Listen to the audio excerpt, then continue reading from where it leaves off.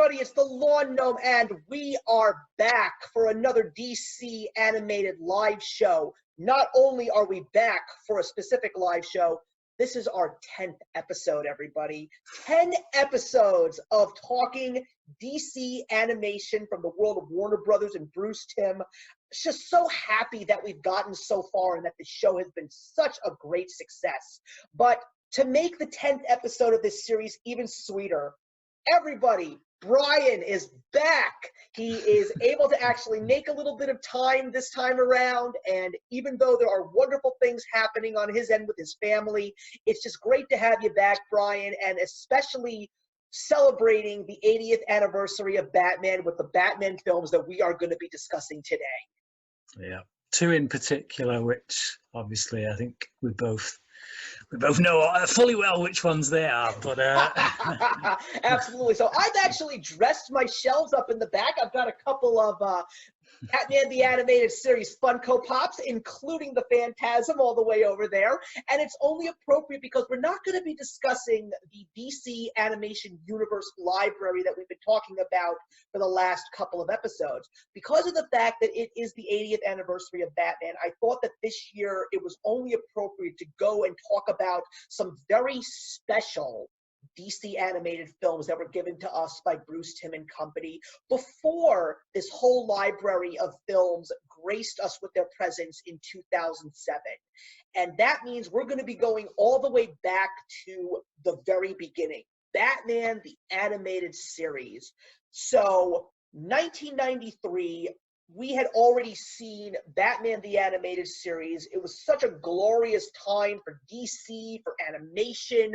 It was a show that revolutionized animation and comic book stories as we knew it. To finally see a truly great, serious, true to the comics version of Batman in animation and on television was fantastic.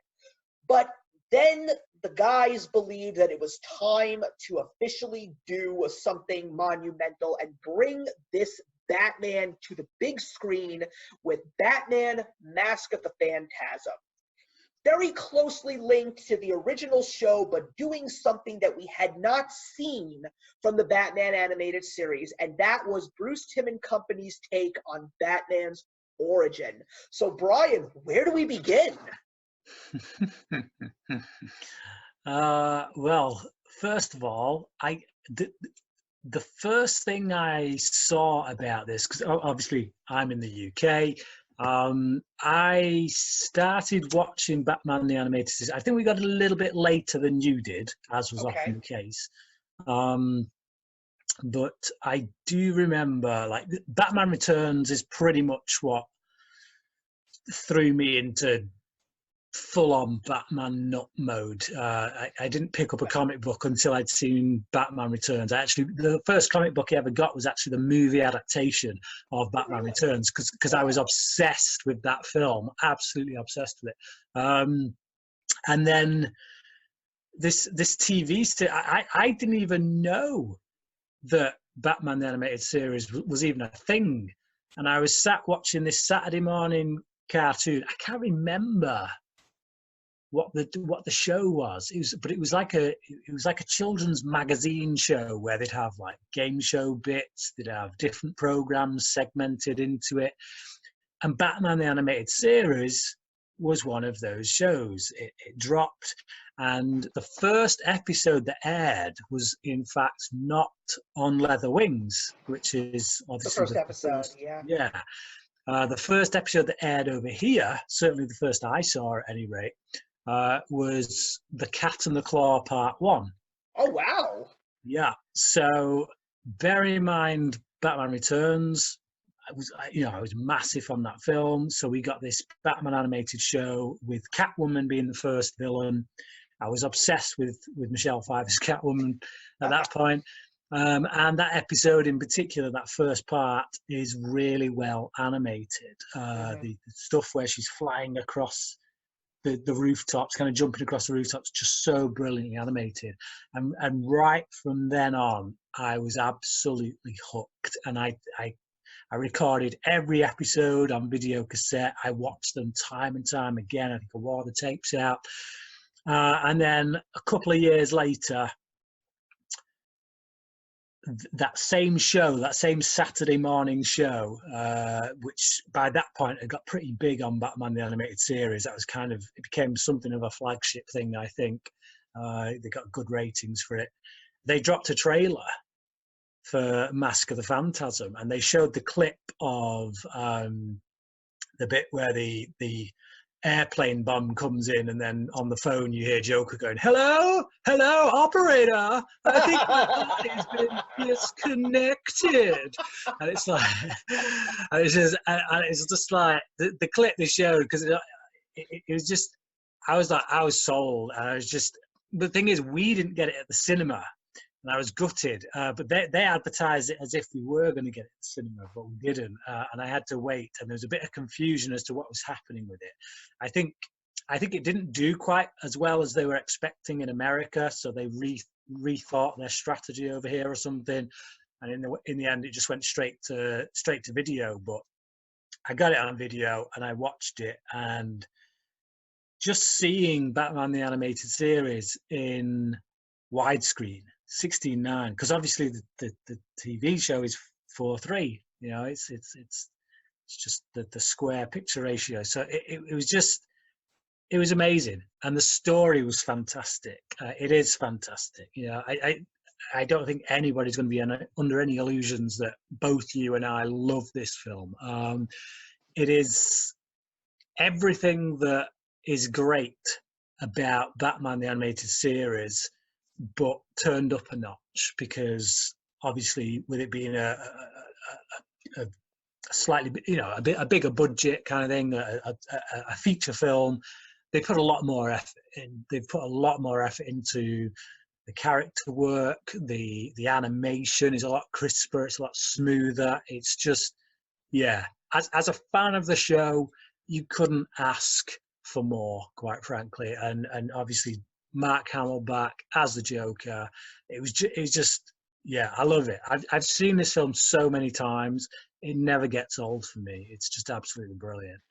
Yeah, I mean, I have to admit that when it came to Batman the Animated Series, I don't necessarily want to say that I was late to the party, but the same year, which was 1992, when that dropped, there was another show, ironically, on the same network that aired, and that was X-Men, the animated series.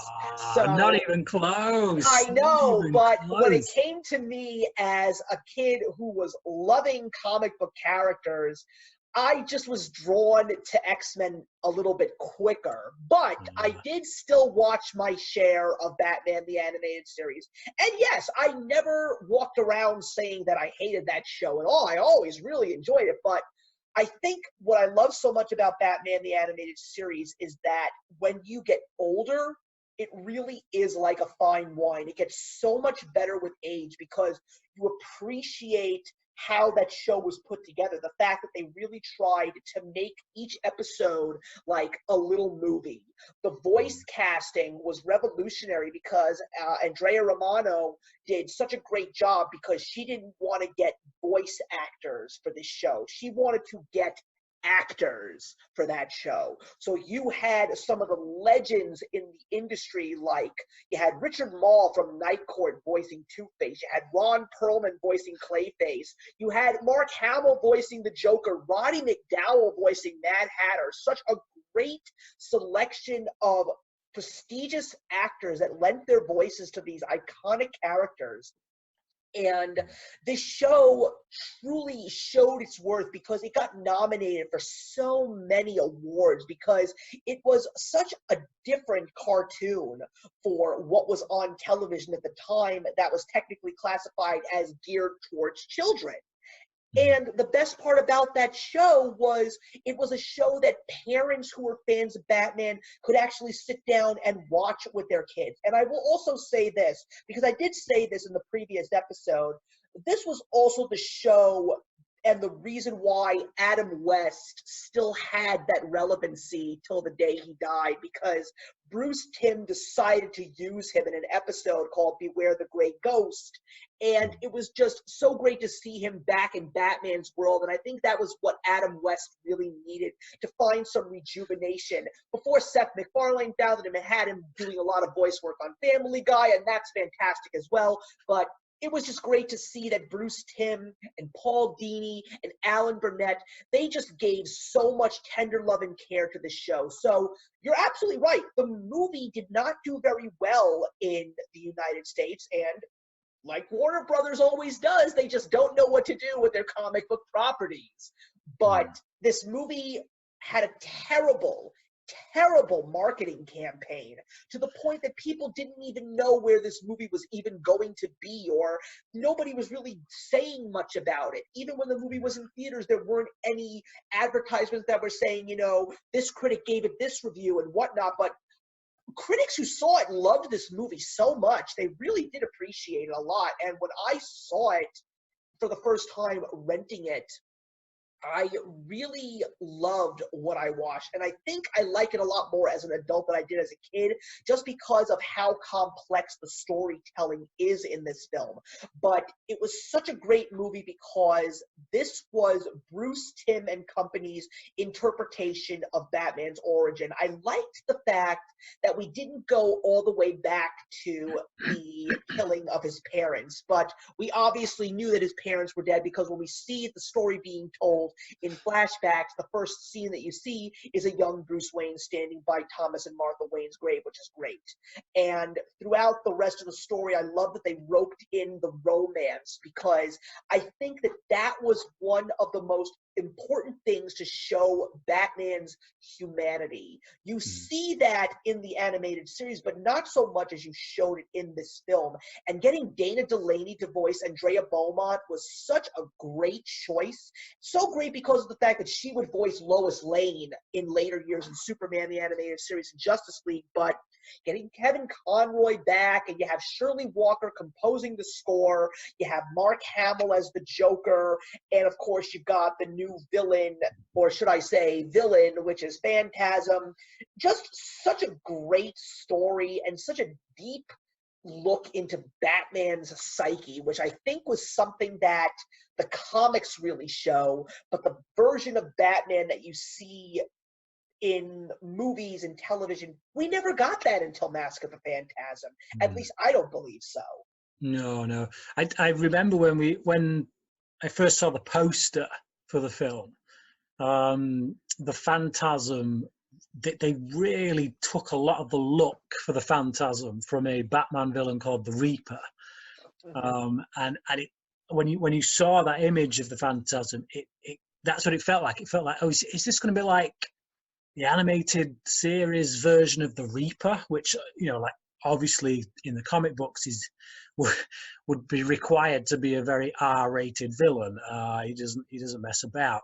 So like, I thought, are they going to tone the Reaper down a bit and call it the Phantasm? But no, completely different character. But yeah, a really great backstory that kind of gives us a story of Batman being at a crossroads.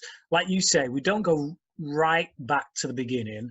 We find him at the place where he's literally on the cusp of being Batman. He's traveled the world already. He's done all his training.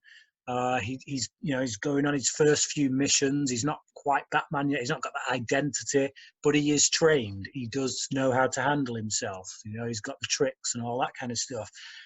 But the crux of the film is, if Bruce is given the opportunity at this point to have a normal and happy life, will he take it and give up that promise that he made to himself, to his parents, that he would avenge them? And the answer essentially is yeah, actually. And it's only by virtue of the fact that the violent world of Gotham and the predestined, I guess, character of the Joker, in the sense that he was always destined to fight him, Yeah. kind of already invaded his life. You know, so having that that element there of the Joker before he was the Joker doing something which would ultimately lead to him having to him making the choice to continue being Batman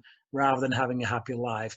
Again, it's that whole, this is the quote in the Tim Burton first Batman, did I make you or did you make me first, that kind of thing. And this film, essentially the Joker makes Batman before he was even the Joker, because if he hadn't have come in and cocked up Andrea Beaumont's life, then Bruce would have gone happily off with her and married her. So it's quite a turn of events, but I do like the way it ties those two characters in with each other. That they are literally destined to do this dance forever and ever. It's a great character-driven piece. Andrea Beaumont being quite a complex character herself, and it is quite tragic when they can't be together because of the reasons they can't be together. It does work as a tragedy, and Shirley Walker's music really plays into that at the end. I mean, I think one of the other great things that I really like about this movie is that when you take a look at the Phantasm and you see what happens and who the Phantasm is, I think the best part about it is the story of the Phantasm is Batman in a broken mirror, because the origin is very similar, and the whole reason that Batman gets drawn to the Phantasm is because of the fact that there are these old mob bosses that are actually being picked off one by one by this mysterious villain. Also, one of the few things that not that many people talk about is that the one mobster that uses the oxygen tank, that was Sal Valestra. Not that many people know that guy is voiced by Abe Vigoda. Like, how could you possibly not admire the work of Bruce Timm and Andrea Romano to actually ask Abe Vigoda to be voicing a character in a Batman movie? That is just amazing. I will confess, I don't know who Abe Vigoda is. Abe Vigoda is like one of the legendary actors in Hollywood. I don't know really much of what he does. I don't know why. I always link him to people like Vincent Price and Boris Karloff. I don't know why, but Abe Vigoda is a legendary name of the golden age of Hollywood. And that just shows you how much this team really cares about it. And of course, the aesthetics of the film and the production value. You mentioned the animation. When you see that opening sequence with Shirley Walker's score, it's beautiful. But then when you see that first fight sequence with Batman in Chucky Saul's office, you can tell that the animation is taken up a notch. It looks more fluid. The colors are brighter. I mean, like when Batman flashes his cape and you see that beautiful bright blue, it's gorgeous. The sound design as well. The sound design is like the gunshots and the punches and the table breaking and all that. It really has a lot more depth to the sound. It feels heavier. And the subject nature of the movie, I'm quite surprised that this movie actually got a PG rating, because I also believe that if this movie could have been given a PG-13 rating, I mean, I will say that in this film, there really isn't anything in there that is technically not kid-friendly, but there's a lot in this movie in terms of elements that you see in the film and some of the stuff that's kind of graphic in nature. You'd be surprised that this movie was actually geared towards kids in terms of a rating, because especially when you see the fight between Batman and the Joker and the fact that Batman actually knocks out one of his teeth and you actually see the stream of blood fly through the air. I said to myself, because when I first saw that movie when I was a kid, I didn't remember that. When I bought it on DVD and watched it as a late teen or someone in my early 20s, I was like, wait a minute, that actually happened. I don't remember that, but that just shows you how really I've grown to appreciate this movie so much more as an adult. And also the love story is very complex. I really appreciate it. Yeah, I think one of the more, like if you had young children, I think one of the parts in it that might creep them out a bit is when Batman finds Sal Valestra on the chair. and his Yeah. face has been stretched, and he's got the the Joker grin, and then he gets blown up. But and again, you've got the other mob boss who gets the stone angel chucked on his head, and it's just like, so there is some pretty brutal stuff in there. But yeah, Yeah. the romance angle is definitely the thing with the romance in this. Is it's not superfluous. It's not like oh, we've got a superhero movie, we've got our main superhero character, we need to give him a love interest, and the way they do with all superhero movies, particularly of this era, instead the romance is the story. That's the thing. The relationship between Bruce and Andrea is the meat and the bones, which everything else kind of filters around, rather than, in the more traditional sense around this period, doing a story in which the hero and the villain go up against each other, and then you throw in a love interest that gets caught up in the middle. No, it's the other way around. The love interest stuff, that's the story, and everything else flows out of that or flows into that. And it's so that's really what makes it such a strongly written piece, I think. Yeah, and another part that I actually think would be very scary, just because the kids wouldn't even understand, is the scene where Arthur Reeves is being strapped down to his hospital bed because he's been gassed by the Joker. It's like, you never saw, you saw Joker gas people before on Batman the Animated Series, but you never actually saw somebody actually physically struggling to let the venom work out of his or her system. And it's quite intense and mature for a PG movie. And also, it's great performance there by the guy who does Arturo's voice. So when he's cracking up and he's on the bed and Batman comes to grill him, and he just keeps cracking up and starts laughing. Yeah, like that scene where he goes, oh, no! Yeah. You laugh a little bit, but at the same time, you're scared for the guy. Yeah. So the vocal performance on that is great, but also the sound design work they do.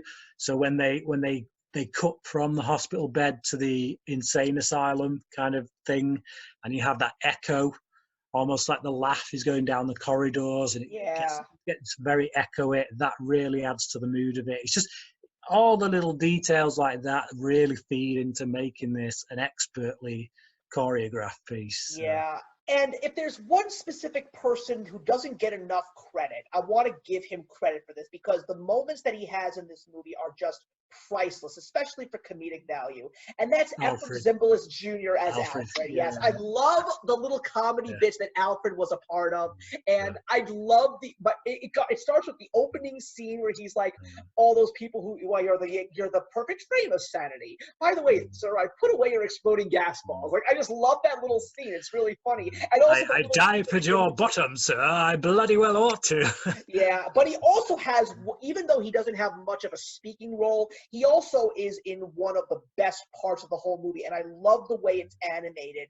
And that's the scene where Batman puts the cowl on for the first time. I love the fact that you don't see it, but you see it in shadow, and you got that beautiful dramatic score, and you just see Alfred look at Batman as he just walks right past him, and he just goes, my God. It's like the fact that they kept that hidden to a certain degree, but that just makes your imagination run wild. It's like, what did he look like when he first put on the mask? And the fact that they did that in that beautiful and unique animated style was fantastic. I loved that so much.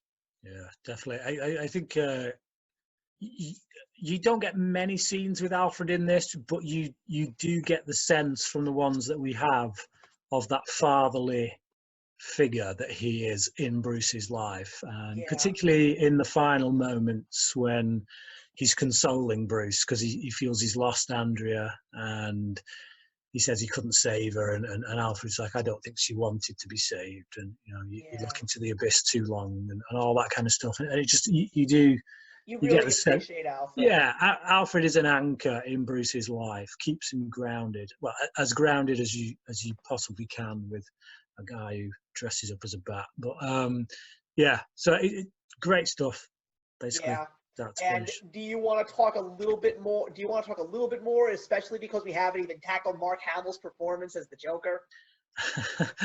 I think I it think goes this without is, saying. It just uh, there's one moment that always cracks me up, and it's when he's getting pounded from Phantasm, from Andrea, and he's like he can't see because he's just like his face is being beaten, and then you see his hand reaching out, and he's got a choice of either a meat cleaver or a bread roll. No, a he's big the salami, baloney. He big takes the bologna. baloney.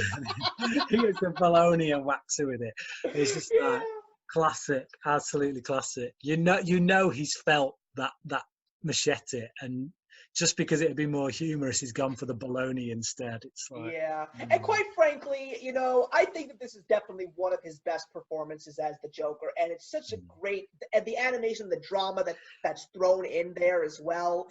It's just like the role that he ends up playing, because it's like you didn't actually think that the Joker would be in a movie like this, because when you see like Mask of the Phantasm, like what else are they going to do? But I think that adding the Joker to this movie and the role that he has in the whole story, to me, it's truly the icing on the cake, because you love the Joker in the animated series.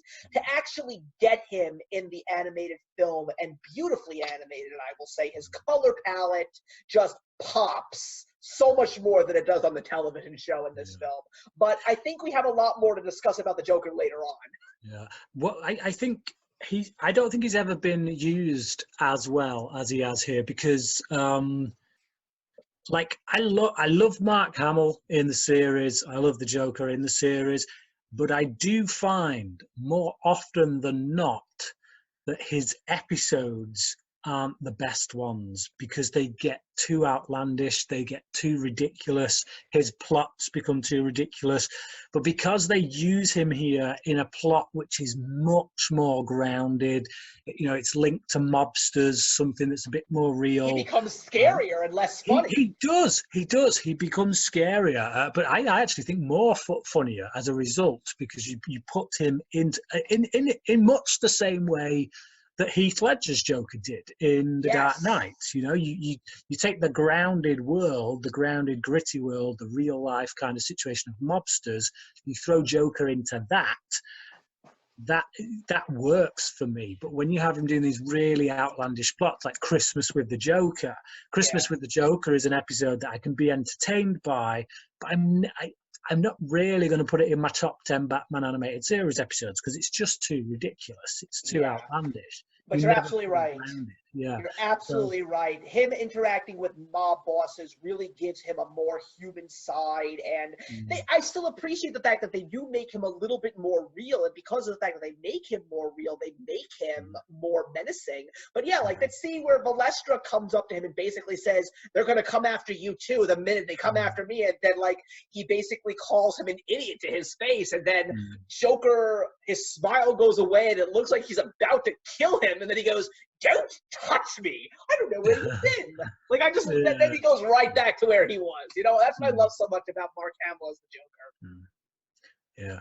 Yeah, I would give this movie, if I'm going to rate this, there's impossibility that I would rate it any less than my highest. This movie gets a 4 out of 4, even after seeing all the other Batman films that came after this one, animated or not. It's still my personal favorite version of Batman, in my personal opinion. Yeah, 5 out of 5 for me. For me, The Dark Knight is my favorite movie of all time.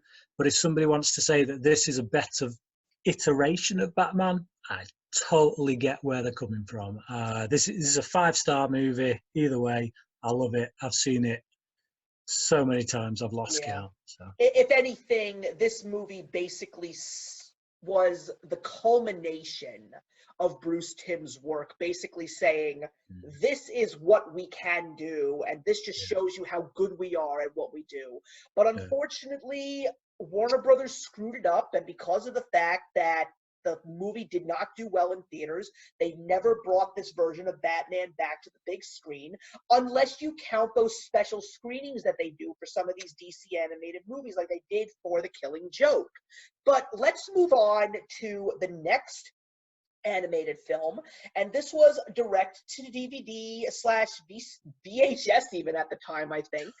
And this one actually played upon what was going on with the live action Batman film. So we're going Yeah. into 1996, I believe, at the time. And 97 was Batman and Robin. right, I always get the date wrong. Yeah, this came out in 98, so it came a year after Batman and Robin. Yeah, so basically hanging on the coattails of Mr. Freeze, they give us Batman Sub-Zero.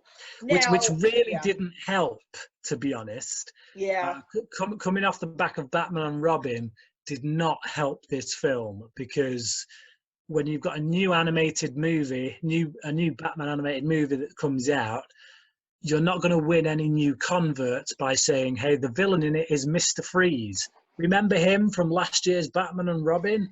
You know, it's like literally you had people like me who were big fans of the animated series trying to tell people, no, go and watch this. This is what Mr. Freeze should have been in the live action movie, because these are the guys who did Mr. Freeze right in the animated series. It's you know, don't let last year's movie put you off. But by then, it's too late. It's too late. You know? And not just that. This Batman's version of Mr. Freeze, Bruce Timm and his crew really added a lot more to that character, because when people talk about Mr. Freeze in this animated world, almost everybody's favorite, or at least one of their top 10 favorite episodes of Batman the Animated Series, is Heart of Ice.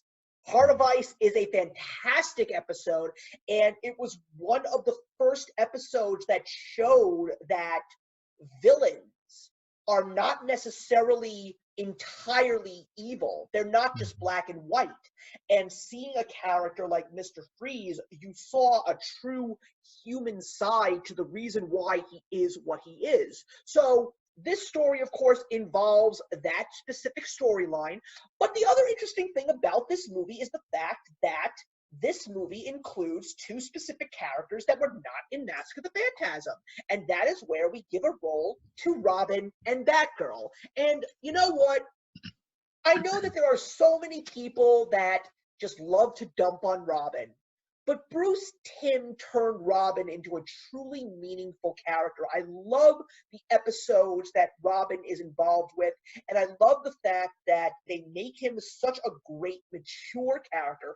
Even Tim Drake in the New Adventures of Batman, yeah, he's still a kid, but they show the true seriousness that he has as being a superhero alongside Batman. But the most important thing about Robin and Batgirl is that they are there, just like Alfred, to prevent Batman from going over that line and going completely over the edge. So I had not seen Sub-Zero in so many years, but I do remember that I didn't really care much for it. And seeing it again, I'm not going to say that it's the most terrible movie that I've ever seen, but honestly, there's so much more that they could have done with this movie to make it truly great. I think the thing that really upsets me is if they would have only done what they did with Batman Mask of the Phantasm, give us flashbacks of Mr. Freeze, to actually see him and his wife loving life, to see his wife unfortunately come down with the disease that put her in this catatonic state. You know, if we would have gotten a little bit of that, especially if they would have just made the movie a little longer and added those flashbacks, I think we would have gotten a movie that was just on par with Batman Mask of the Phantasm. You wouldn't even need to make it longer, to be honest. You could just take some of the gumph out of this one that doesn't need to be there. Like there's... I get how tough Batman and Robin are. You know, they've trained themselves very well. But seeing Dick go up against a polar bear and hold it up, I'm sorry, but no. Just no. You know, a polar bear is one of the strongest land creatures on the planet. If it's coming down on top of you, you ain't holding it off with a stick. I'm telling you that much. So it's just things like that which kind of a little bit annoying. Um, it just feels a bit flimsier. That's the thing. It feels a bit more in the realm of the '60s Batman series, without fully going there. No, I'm so glad you said that, because it's like, when you take a look at Mr. Freeze, you don't expect him to have such a campy thing like pet polar bears, like Joker having hyenas. Okay, even in Bruce Timm's world, that makes sense. But Mr. Freeze with polar bears, I'm like, this is so out of place. And I just think that one of the things that I also really do not like about this movie is, knowing what they had already done with Mr. Freeze, they made him so one-dimensional in this movie. They didn't give him that depth that we really wanted to see from him until the last moment in the film, when you see him looking through a window watching the news, what's going on with his wife. I just feel like they did so many wrong things with this movie. I'm sorry. I feel like the main drive and emphasis behind this film is with Mask of the Phantasm, we gave you a really great character-driven story. It was all about the story. With this one, we just want to give you a good kind of hour-long action fest. This is an action movie first and foremost. Let's see what we can do. And particularly the last 20 minutes on the oil rig, there is some really beautiful animation on there. That is true. That is very true. The action sequences, like when Barbara is coming down on the line and then the explosion comes off and it kind of knocks off. The fluidity of the animation in that is just awesome. It's some of the best animation we've ever seen from the series, I think. But it's a shame that it is 4:3, which I did not remember at all. But obviously, when I first got this movie, I got it on VHS, and back then I didn't have a widescreen TV. It was on a 4:3 telly, and I watched it just the other night, first time in years, maybe about 10 years, if not longer. And when I put it on and it was 4:3, I was like, oh, what? I was like, oh yeah, because it was direct to video. So yeah, that to me kind of lets it down, because with Mask of the Phantasm, you had that proper cinema widescreen aspect ratio, and this, because it's in 4:3, it does make it feel like a 3-part episode that's been strung together. Exactly. And I think as a 3-part episode, even as a 3-part episode, it would seem quite flimsy. When you look at something like World's Finest, that 3-part episode of World's Finest, in which they do so much with that. Yes. Whereas here that it feels like they do so much less. I mean, the story is really flimsy. Yeah. You could write it on the back of a postage stamp. So basically, Freeze kidnaps this specialist to basically do an illegal operation in order to bring his wife back. That's it. And of all the people who have this ridiculously rare blood type, it's Barbara. And what does that remind you of?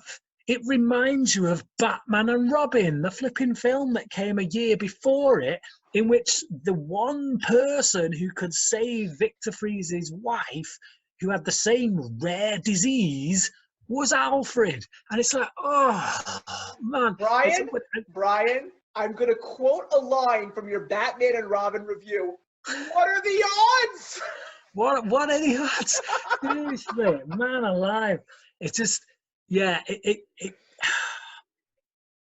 just feels lazy. When you've got a character that, up until Batman the Animated Series, Mr. Freeze was an absolute joke. Mm-hmm. If you just said, reel off a list of Batman villains, Mr. Freeze would have been right at the bottom amongst those weird oddities of the 60s that no one really cares about anymore. And then Batman the Animated Series came along. That episode in which he is introduced wins an Emmy for best episode, and everyone's like, Mr. Freeze is like a pretty pretty blooming, complex villain, a very good character. And then, so to have the upset of Batman and Robin, but then the news that actually, no, it's okay, Bruce Timm is going to give us a Mr. Freeze film. This is the real Mr. Freeze film. And instead, what we get is a film that is far more concerned with action and not enough on character and story. Now, I enjoy it. I do enjoy it. I think it's solid. I have a lot of fun with it, particularly that last 20 minutes to half hour is just really entertaining action. But I just feel like, yeah, we could have done with more. Yeah, I agree with you. There definitely is a lot more action. I mean, like that motorcycle chase with Dick is just like something that takes up like a good 4 to 5 minutes. And also, I will give them a couple of props. I do think that the voice casting is great. I really like the fact that Lauren Lester and I believe her name was Barbara Ann Miller. That's the original voice of Batgirl before Tara Strong took it over. I'm just going to go into my phone to make sure that I got the voice right because I don't want to botch anything in terms of voices. No, I was wrong. Mary Kay Bergman. Mary Kay Bergman was the original voice of Batgirl. But also, just not happy. Not even any of the other characters, because you got the doctor that Mr. Freeze kidnaps. Also, there's really not much to say about him. You even have that little Eskimo boy that Mr. Freeze takes care of, and he doesn't even have much of a major role here. It's just like, when you take a look at what Batman the Animated Series is, when you take a look at what Mask of the Phantasm is, you know what? It's just one of those movies where I really just want to get into Bruce Timm's head and say, why did you take a step back like that? Like, was it because you just didn't have much to work with? Was it because of the fact that Warner Brothers was being a bunch of idiots again, like they always are? Like, what caused this subpar piece of your legacy? Because it's not the first. It was definitely it may have been the first, but it definitely wasn't the last. We cannot. Well, I'd like to try and forget Brainiac attacks, but that's beside the point. Still never seen it. Never seen it. What a joke. But yeah, it's just really sad to know a group of people that make such great Batman stories to just not give us something great like this. It's just terrible, especially after all the work that they had done on this specific villain in Batman's Rogues Gallery. They made him a serious villain. Yeah, definitely. I feel like what this film feels like as well is the studio saying, we want a film, just something we can throw out on video, but it's got to have Mr. Freeze in because he's the most recent villain. He'll be in the public consciousness. Go, give us something. And it's like, okay, fair enough. Here we've got this. Have that. And it's just like it feels like an afterthought in many ways. Like I said, I am being a lot more down on it here than I really feel because I am entertained by it. It is one that I can just stick on and be entertained by.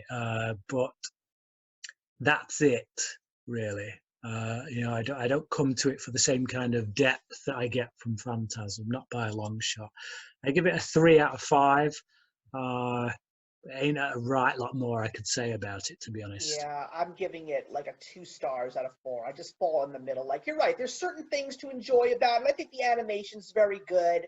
The voice acting definitely does prove its worth, but overall, knowing what Mr. Freeze was and what Batman the Animated Series was, this was just a huge step backwards. So we're now going to fast forward to 2003, because even though one of the movies that we are going to talk about was made a few years earlier, I want to stick within the lineage of the animation. So now we're going to be seeing a movie that was based on the second version of Batman the Animated Series, The New Adventures of Batman, where they got rid of the blue and they got rid of the yellow in the signal on his chest, and they gave it more of an original, just big black bat, and they changed the style of the way he was built, and that gives us Batman: Mystery of the Batwoman. And I will say the following: I didn't like it then when I first saw it, and I didn't like it now, because even though there are so many great things in this movie that you can work with, this movie is boring. It is horrible. It's a mess. Oh, man. The thing with this film is it has a really great story. Absolutely. But it is botched at almost every turn. The animation is horrible. Mm-hmm. I was never a fan of the new character designs that they came up with, that weren't so much about jazzing the series up so much as it was about creating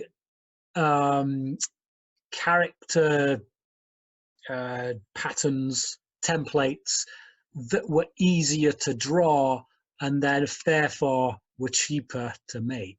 You can tell from the animation in this. When you look at the fight scenes, you compare like, say what you want about Sub-Zero, but you look at the fights in that, they're so smooth. The movement of the bodies, it looks like real movement. The fight scenes in this are horrible, absolutely horrible. The animation on it is not fluid at all. It feels really choppy. Yeah, choppy is the word, and it's just it is. It's so funny, because even in the current library of films that we're getting from Warner Brothers, it's like we had seen some of these films that have excellent action sequences, like Superman Doomsday, or Wonder Green Woman. Lantern's First Flight, or Wonder Woman, or probably the best animated film in that library, at least to me in terms of the fight sequences, is probably Superman Batman Apocalypse. I love the fluidity of the fights. Yes, that was... Yeah. When we go further on and we watched movies like Batman versus Robin or Justice League Throne of Atlantis, something was lost there in terms of the animation. Now, Yeah. I think right now, much like that new animation that we just talked about, they definitely improved upon it with Justice League, which is a big surprise to me, knowing that Justice League was already out there when Mystery of the Batwoman was created, and yet they couldn't do anything to try and get that kind of animation to work in this specific movie. And right now, especially this specific year, watching all the movies like that, like Justice League versus the Fatal Five and Superman: The Reign of the Supermen, I'm definitely seeing an uptick in animation again from them, especially with the animation style they currently have. So I'm happy about that to a certain degree, but I just don't understand why we have to have these rises and dips all the time when it comes to these movies. You know what I mean? Yeah, I don't know if it's down to whoever's directing it. I mean, I think it was Kurt Gader who did this one. Mm-hmm. So, you know, he's for a long time. You know, he's a long time dude on the animated series. He's done some good work on there. So I don't know. Is it the director? Is it just a budgetary thing? I don't know. I feel like in this case it probably is down to budget, because you know, it's a straight to DVD thing. I don't know. It's disappointing because, like I say, you've got Mask of the Phantasm, which has fantastic, really fluid animation, a really great story, brilliant character development. Then you've got Sub-Zero, which loses the character development but still has really brilliant animation, even though we have downgraded to 4:3. And then we get to Mystery of the Batwoman, in which we've got terrible animation and really terribly handled characters. It's a great story, but it's botched. You Yeah. put Bane in there, like what? I hate the design of Bane in this, with the Yeah. spikes on the neck and the square head that looks really tiny on the oversized shouldered body with really small legs that couldn't possibly keep that upper torso up at all. It, Yeah. it just it's ridiculous. Yeah. The character designs in it. They make Batman's legs so tiny and his upper body so massive. I don't know what they're doing. Yeah, I'm like, basically, I guess they're the reason why Funko Pops are so popular. Big heads, little oh, bodies. But yeah. it's also kind of funny because listen to this cast that's in this movie, because you got a great group of people. You have Kimberly Brooks, who played Kathy Duquesne. You've got Kelly Ripa, who voiced Rocky. You had Kira Sedgwick, who was the voice of the Batwoman herself. David Ogden Stiers voiced the Penguin, but we'll get to the Penguin a little bit later. You have Kevin Michael Richardson, who has lent his voice to the Batman animated series and so many other Bruce Timm projects as Carlton Duquesne. And you also had John Vernon actually coming back to voice Rupert Thorne again. Hector Elizondo voiced Bane. You also had Ellie Marienthal voicing Robin, and you had Tara Strong voicing Batgirl. So you had a whole excellent cast, and yet, like you said, they botch it so badly at the end of the day. And it's just amazing with the resources that they have. How do you do it? Yeah, too many characters as well. I just feel Yeah. like, I know we've got the whole Bat family at this point, and you know, I get you kind of have to have it in this movie because this movie is essentially the movie to the new Batman and Robin adventures. You Yes. know, so it does have to have the flavor of the show as it was at that point. In which case you do have to bring in, little Robin, and it's just not like, it's going for a more fun flavor, Yeah. but because it just throws everything into the mix and doesn't animate it well, it actually ends up being less fun. And the characters are annoying, I would say, actually. Like the little, the Duquesne, Kathy Duquesne, I find really irritating as a character. She rubs me the wrong way. And then you've got the other one, the woman who works for Bruce Wayne, Yeah. developing that metal stuff. Like, it's, yeah, I it's, mean, I think the thing that really upsets me the most is something that you already mentioned, because you're absolutely right. It's the biggest fault of the film, and that is the fact that there's too many characters. Because what the hell do Bane and Penguin and even Rupert Thorne, like, what's the point of these guys in this movie, And the other thing, and I'm just going to give this away because, quite frankly, I wouldn't recommend this movie if people asked about it. The thing that really upsets me is the fact that there are 3 Batwomen portraying the Batwoman. I just don't understand, because Batwoman is a character now. She was even featured in Batman Bad Blood, and greatly, I might add. But I just don't understand why they couldn't just work with the actual source material and had to give us a story with all these characters. yeah. I think it's also, and honestly, in a world where we are right now, where women want to see strong female characters, the fact that it takes 3 women to make one Batwoman, I think that's a little bit of a knock to women in general.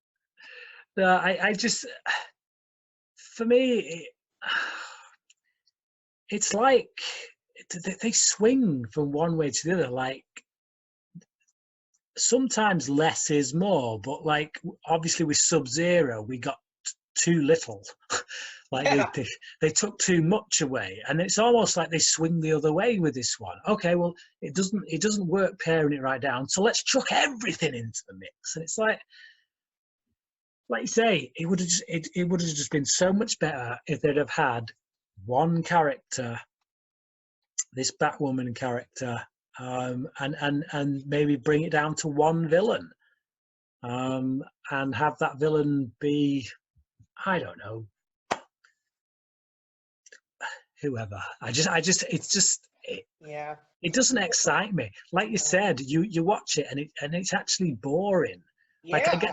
I get to the stuff when Roxy and is it Roxy? No, Kathy DeCane and Bruce are off shopping and they're trying to run away Yeah. from her I'm like, bodyguards. what And the hell is I'm this just like, for? oh man, are you kidding me with this? No, Seriously. what you just did is exactly what I was doing. I was watching this movie and I'm literally saying, wait, there's more. Like I was Yeah. like waiting for this movie to just end because I said like, if I wasn't doing this live show with Bryan, I would never have had to watch this movie because Yeah. I just remember not liking it or not even not liking it. I didn't remember anything about it when I first watched it. And quite frankly, the fact that I'm even trying to gather my thoughts to even try and remember specific things about this movie, I'm already starting to forget it. So maybe that's a good thing. But Yeah. yeah, this is a terrible movie. It really is. I I'm sick of Bane being mishandled in animated features and stuff. I love Tom Hardy's version of Bane. I think if we never get a decent on-screen portrayal of Bane again, at least we've got Tom Hardy. But when you've got these animated features that can actually be a lot more faithful to the comics, there's no excuse. He's like, I'm not going to get into it, but we've had a recent movie, and Bane is mishandled in that. But here it's just again, I hate the character design on him. I really do, especially given the fact that actually they did an all right job of his character design in the episode Bane from the TV series. Yeah. It wasn't spectacular. It was a bit too luchador for me, mostly because of the colours. Right, the really light blue on the bottom half. If they could have blacked that up a bit, then I think you'd have that spot on character design. But this, he looks like some kind of bizarre S&M. It's good. He does. He looks like the Gimp from Pulp Fiction. It's Oh, like, now you've officially dissed the Gimp, man. man, You don't do that to the Gimp. It's just, it really does. It's atrocious. It's Nah, like, I get yeah. I'm a get really it, big yeah. fan of the character. He's one of my favorite villains when done right, and it seems to me like very few people actually get him right. And in the comic books, it's like Chuck Dixon and Graham Nolan, put them together and let them do Bane, and I'll read it. But whenever anyone else gets their hands on Bane, I get a little bit nervous.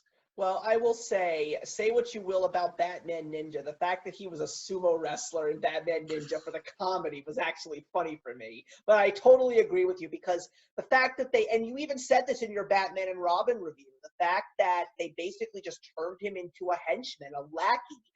I mean, you say to yourself, did these people ever pick Nightfall up for one time in their entire lives? Did they ever actually know that Bane is probably one of the smartest villains that Batman ever faced?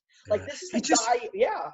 He just no longer resembles that character. That's the problem. He's been so diluted over the years that it just annoys me. And it's like, it's that age-old thing where when you get this character that is successful and huge and everyone really likes, you bring them back and you use them too much to the point where you run out of ideas to use them for. But Bane's the kind of character that you should only bring out for really major storylines once every few years. But yeah, it just it annoys me. His treatment here annoys me, and it's just the icing on the cake of a film that is full of missteps in what is otherwise, as I say, a good story. When you look at it on paper, there's a good story there, but it ain't handled well. Yeah, I would probably say that this movie will probably get 1 star out of 4 from me. I mean, like, there are a couple of things in the movie that I did enjoy. Like, I did enjoy the banter between Batman and some of the characters that are in the movie. Like, there are a couple of laughs throughout the film. But yeah, overall, it's just not a great package at all. And it could have been something truly great. Yeah, I think I'll give it a 2 out of 5. I reviewed it on Letterboxd the other day, after watching it, and I think I gave it a 2.5. I was a bit more forgiving, but after talking about it with you now, I think I was a bit, I was too forgiving. I'd give it a 2 out of 5. There was one nice little moment in it when so Batman has beat up these 2 bodyguards, and then he comes back a little later on, and the bodyguard comes through the door, sees Batman, and then just kind of closes the door and goes back. And that was a nice kind of little moment there. But yeah, it's yeah. So let's end this on a happy note here, because even though this was actually the last release in terms of direct-to-DVD films from Bruce Timm until they officially started the DC animated film library. I'm not exactly sure if Brainiac Attacks came out before that, but I don't think that is the case. But anyway, in 2000, so we're going back 3 years, we got a Batman Beyond movie. And Batman Beyond had already been such a success from Bruce Timm. It was his 3rd television series, because you had Batman the Animated Series officially concluded, you had Superman the Animated Series about to finish its 3rd season, and then you had Batman Beyond coming out in 1999, and it was on for 3 strong years. And the thing that made this show so fantastic was the fact that it was an original concept put together by this animation group based on the Batman lore that they had already built, and it was such a wonderful show, and it really gave us a whole new dimension into a whole new Batman, a Batman that is not perfect, a Batman that is not necessarily virtuous, a Batman that still has his own specific wants and pride and ego, which is something that Batman really doesn't show when it comes to Bruce Wayne. But Terry McGinnis brings us such a human and relatable character as this new Batman, and the way that he clashes with Kevin Conroy's Bruce Wayne is just absolutely priceless. So to know that we were going to be seeing him in a movie called Batman Beyond: Return of the Joker, let me just say this, I was extremely excited. Not just because of the fact that we were going to see the Joker in a Batman Beyond movie, but the fact that this was the first time that we actually got a PG-13 rated animated film, one that was not necessarily geared towards kids. So there was a lot of anticipation riding on this movie, and let me say, when I picked it up and I watched it, I freaking loved it. Yeah, it definitely goes to a lot of more psychologically dark places, and again we get back to character development, to proper motivations. And while I like Batman Beyond, I you know me, I'm a Batman fanatic. I do love the series. But I always felt like they went too futuristic given the time, because it's like it's set about 40 years after Batman the Animated Series. Like, how do you advance so far in such a small period of time? Yeah, it's like, really? Flying cars and all this stuff, like gene splicing and all that. It's yeah. I'm not so sure, so I can't imagine our world being this way in what would essentially be 2039, I guess. But other than that, if you can buy the conceit, if you can buy the world in which this exists, then everything else kind of fits into place quite nicely. Some really good stuff here, but just bringing Robin into it in the way that they do, having that kind of trauma and that experience with the Joker, and the fact that he is disenfranchised with Batman, and the fact that they're no longer in touch with each other. They split up. They broke up. They've not seen each other in years. It's quite tragic to find them in this place, you know. Yeah, And yeah. And quite frankly, I don't know about you, but especially when we go into that flashback where we see the whole reason as to why the Joker came back and why he is just something that even Batman and Barbara Gordon don't even want to talk about. Is it just me, or did you get a little bit of a death in the family vibe from that whole flashback? yeah, And another thing that, once again, Bruce Timm, I said, I praise him because of what he does with Robin. He did great things for Dick Grayson's character. And even though we didn't see anything for Jason Todd, we all knew what happened with Jason Todd.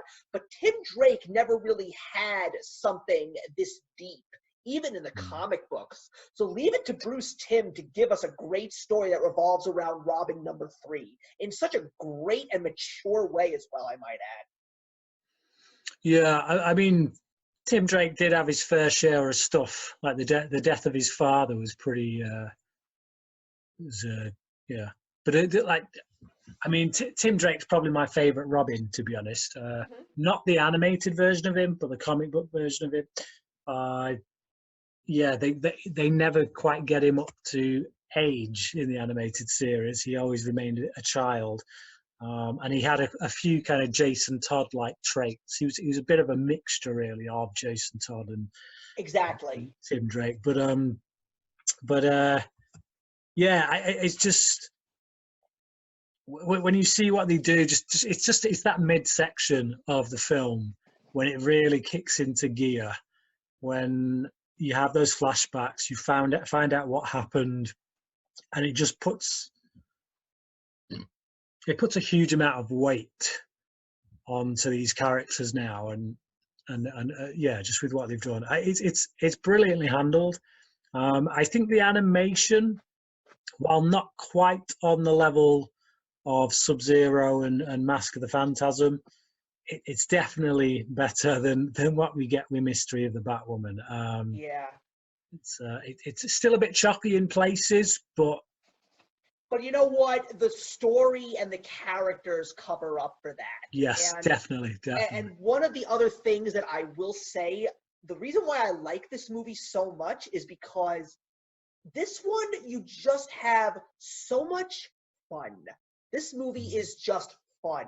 I love the entire cast. I love the Joker's gang in this movie because you've got some great voice actors. You've got Melissa Joan Hart voicing Dee Dee, the twins, which is great. You have Michael Rosenbaum voicing Ghoul. You have the great Frank Welker voicing Woof. You've got Henry Rollins as Bonk, which is just so fantastic. But also on top of that, you know, Will Friedle as Terry McGinnis is just such a great choice. It's so funny because when Batman Beyond was being made, he was still playing Eric Matthews on Boy Meets World. So the fact that we actually got a character that was just so loopy and stupid and zany to become a very serious version of a young Batman was such a great thing for him as an actor. And of course, Kevin Conroy does a great job in this movie. We've got Angie Harmon voicing Barbara Gordon, but we also have all the cast from the New Adventures of Batman in this film as well. You got Ellie Marienthal voicing Tim Drake. You've got Tara Strong voicing Batgirl. You got Arlene Sorkin back to voice Harley Quinn in the flashbacks. But I will also say, even though Mark Hamill is great in Mask of the Phantasm, I love him so much more in Return of the Joker because I think they just give him so much more hilarious material to work with. Like, I love this. Well, you know what? I love the scene because this is not in the child-friendly version. This is in the PG-13 version. I love when he's first introduced.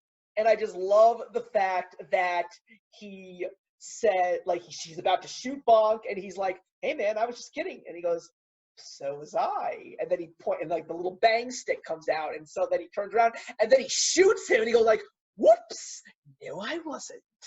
Mm-hmm. I just love some of the lines. Like, honestly, my favorite line in the movie, it makes me laugh every time. It's when Ace fights the Joker and he hits him with a buzzer and then he just creeps up to him and goes, end of the line, movie. Like, I just love that line. It's just, they give him so many great lines, like the scene where he's just sitting with the candy cane and run home, boys and girls. Things are going to start popping.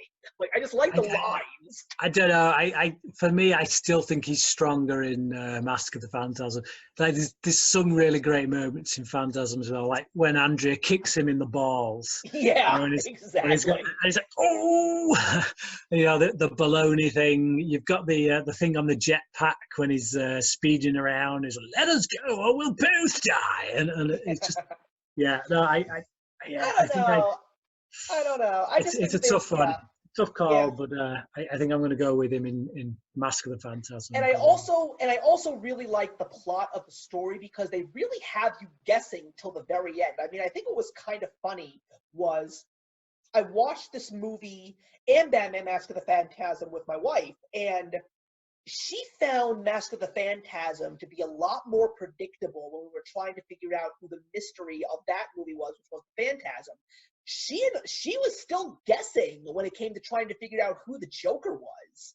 And I also really appreciated this movie because it really was a pivotal moment for Terry as Batman, because I love how he still can't figure it out. And he's literally saying, why can't I be more like Batman? I would have found that one little clue that everybody looked away from, and that would have been the way of cracking the case. And he does it. He figures it out. And that just made me so happy for him, because the other thing that was very deep about this movie was the relationship that he has with Bruce Wayne, because the moment where in the beginning he calls him a stupid kid, you don't know what you want. I was going to touch on that scene. Yeah, I think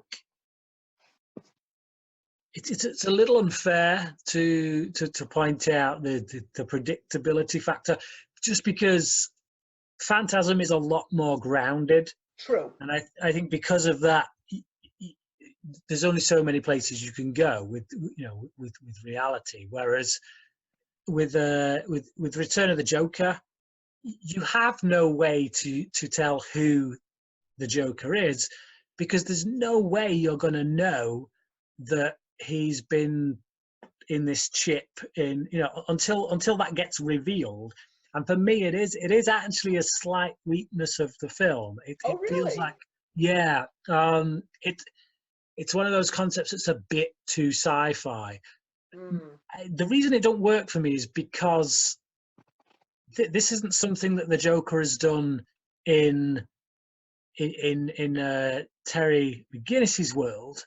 This is something he did back in Bruce Wayne's world, back when Bruce Wayne was Batman. He put this chip on Robin when he was a kid. It's been there ever since. One, I don't get why no one's ever pointed out this thing that's in his neck. Oh, you got something on your neck there, pal. What's that? And two, it's like the technology to get Joker into Tim would have had to have existed 40 years ago. So you're already in the realm of science fiction way back in. So to me, it's a little bit, you're asking a bit too much suspension of disbelief from me with regards to the plotting in this one. It's only by virtue of the fact that there's still a load of really great character stuff going on around it that I forgive it for that. Like I say, all the stuff with the Joker and how he affects Tim Drake and how Tim Drake's relationship with Bruce suffers as a result. All the stuff with Terry McGinnis trying to find his identity, trying to be his own man. Like you say, that sequence, which I thought was really strong, in which he gives this really impassioned speech, and then Bruce just basically brushes it off and calls him a stupid kid, and you're like, whoa, okay, heartless bastard. But it's got a lot going for it in regards to the character element, but sometimes those sci-fi elements, the futuristic stuff, it's almost like because we're set in the future, we can be like that. Yeah, we can get a little crazy. We're asking for a free pass, is what they're doing essentially. They're saying, look, I know this is unbelievable, but just go with it. It's the future. It's like, but then you step back and say, hang on a sec. It's 40 years in the future, not 200 years in the future. So it does bug me a little bit. It is what lets the film down by about half a star. But as I say, other than that, I don't really have any criticisms. Everything else I love. Yeah, because one of the things that I also appreciate is about that talk when Bruce calls Terry a stupid kid. It's so funny because as the movie progresses, we see why Batman, or Bruce Wayne in this case, has such a tough shell that he just doesn't want to get too close to Terry because of the sins of his past, because of the fact that he let Tim get taken by Joker and Harley, and the fact that they turned him into what he was. There was so much guilt in Bruce Wayne's heart that he just didn't want to get close to another kid. And that's another thing that I really appreciated about this movie, because they really just touched on Bruce, which I really appreciated.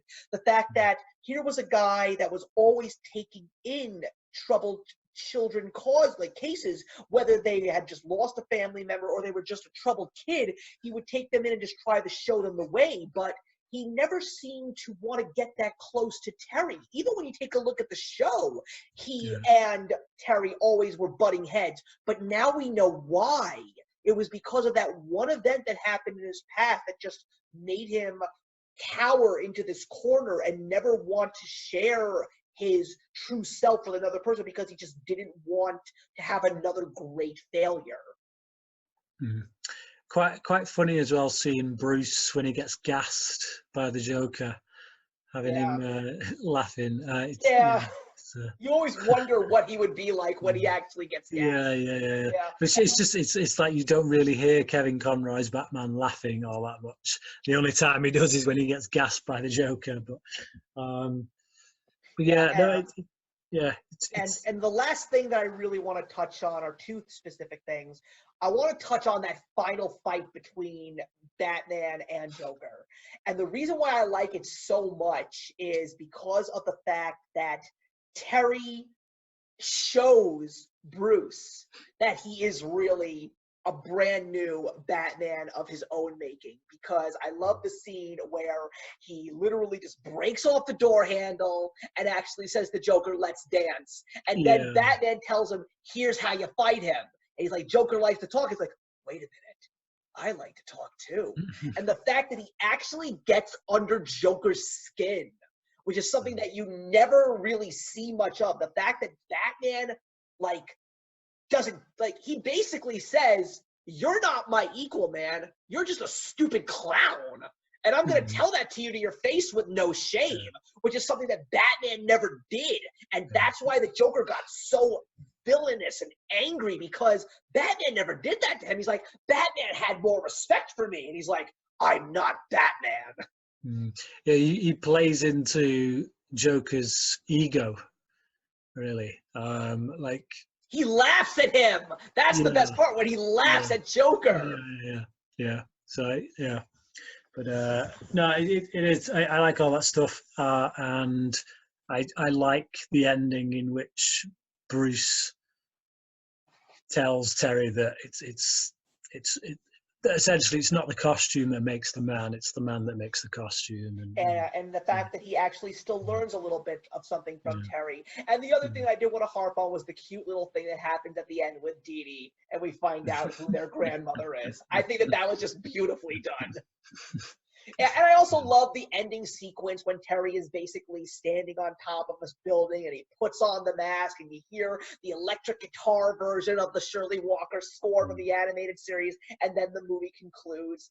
And I also really appreciate that there still was one more season of Batman Beyond to go after this movie, and the fact that we actually did get to see Terry show up in a couple of episodes of Justice League, and of course, he's part of that amazing Justice League Unlimited episode epilogue, which is just absolutely one of the most brilliant things that Bruce Timm ever gave us. But you know what? After talking to you about this, I will agree. I think that Mask of the Phantasm is the better movie, but I would definitely give Batman Beyond Return of the Joker 3.5 stars out of 4. Yeah, I go 4.5 out of 5 for me. Really, really great stuff. I just remembered when you mentioned the score, then just going back to I mean, I don't need to say this really because we ragged on it enough, but the score for Batman Mystery of the Batwoman was horrible. I don't even remember it, to be honest with you, Oh, man. dude, it was so camp. Yeah, I mean, and speaking of scores, I think that Christopher Carter, who does Batman Return of the Joker, I love that score. I really do. Mm, I think that yeah. Batman Beyond score is fantastic because Christopher Carter, of course, also does all of the score work for the Batman Beyond cartoon. Mm, And I really appreciate his score. I like it's a beautiful mm, blend of classic and techno. It's just so well done. And I love yeah. when people actually meant to take those two sounds and merge them together in such a Mm. great and positive way. I don't know who did it for Mystery of the Batwoman. It certainly wasn't Shirley Walker. I can tell you Yeah, that I can tell much. you right now if you'd like, and I have no problem trying to find that out for you. Give me 2 seconds, because I've got it right up here on IMDb. Thank goodness I have my smartphone with me. So we're going to take a look. Who did this? You were right about the director, by the way.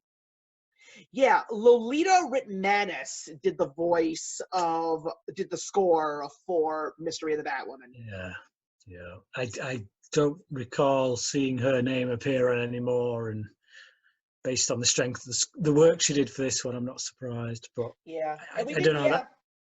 that might be unfair, but I just really didn't like the score for it. Yeah, So and another thing that I didn't even mention, just because of the fact that I wasn't really caring much for it, but the fact that Shirley Walker did score Batman Sub-Zero, and we did get Mr. Freeze's theme, which is a very beautiful song. I do like that theme song of Mr. Freeze, I really do. yeah. So yeah, So right.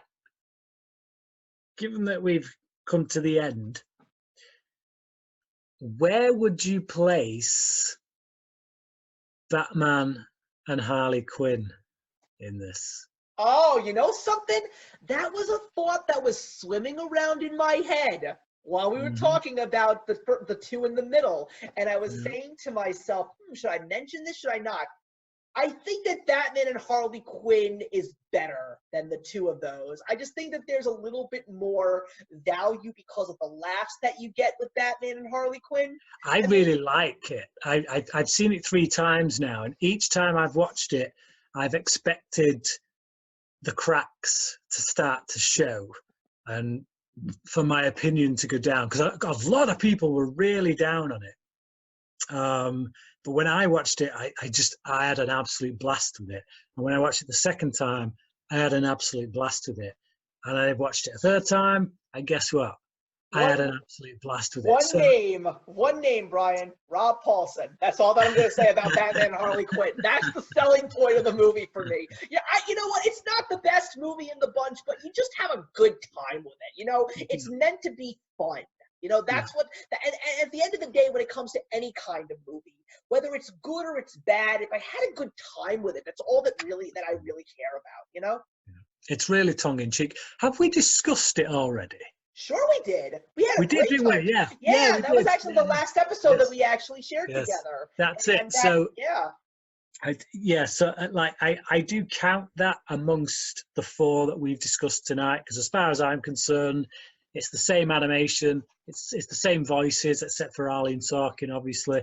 But it's clearly within that world. It's all the same character designs, Yeah. So for me, that is part of Batman the Animated Series, even Yeah, if and the people same want to could be say that it said isn't. Yeah. and the same could be said about Justice League versus the Fatal Five. That's also in that specific universe. Oh, is it? Oh yeah. Is it the same animation? Yes. Because I've not seen it yet. I've not I, seen it. I will just tell you one thing. I watched that. We will talk. Hopefully, you will be back by then, and we will be able to discuss Justice League versus Fatal Five. But I will tell you, the one thing that made me so happy when I watched that movie was the first appearance of Superman in that movie, and you hear do, do, do, do, do, do, and I'm like, oh, there it is. I'm like, oh, they threw out the theme song. That just made me so happy. So it Right. really is in that world. So yeah, so I think that's I literally, I bought a Batman Hush just the other day, and actually, if I'd have known, that Batman, if I'd have known that just the Fatal Five one was done in the Bruce Timm Batman animated series style, I'd have gone with that one rather than Batman Hush, to be honest. I will I will tell you this. It's not one of the better movies, but it was better than I thought it would be. It's just a great movie. If you like that, if you want to see old school Bruce Timm animation, something that actually features itself in that storyline, I think you'll have a good time with it. It's a little bit deeper. It touches on a lot of things that you don't really see in animation, but I think you'll be very happy with it. If you ever get your hands on it, let me know, because obviously, hopefully you will be back by then, and we will be able to actually feature that in one of our next episodes. So, ladies and gentlemen, that's going to wrap it up.